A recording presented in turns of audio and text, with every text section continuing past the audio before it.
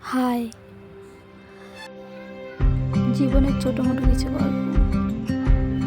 আজকাল মানুষজন এমন হয়ে গেছে যে তোমার সাথে যদি স্বার্থের কোনো দরকার থাকে তাহলেই তোমার সাথে কথা বলবে, যদি স্বার্থ না থাকে তবে কথা বলে না।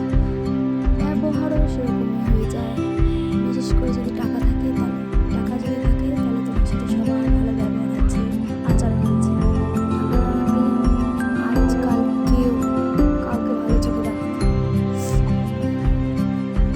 হাজার লোকের মাঝে যার টাকা আছে, যার নাম আছে, তাকে সবাই চেনে, যার কিছু নেই তাকে কেউ চেনে না। অনেক সময় পরিস্থিতি বুঝিয়ে দেয় যে তুমি গরিব। মানুষ বলে তুমি এভাবে চলবে না, ওভাবে চলবে না, কিন্তু যখন বিপদে পড়বে, আপদে পড়বে, কেউ তোমার পাশে থাকবে না। শুধুমাত্র এক টাকা, টাকা যদি থাকে তাহলে সবাই পাশে থাকবে, টাকা না থাকলে কেউ পাশে থাকে না।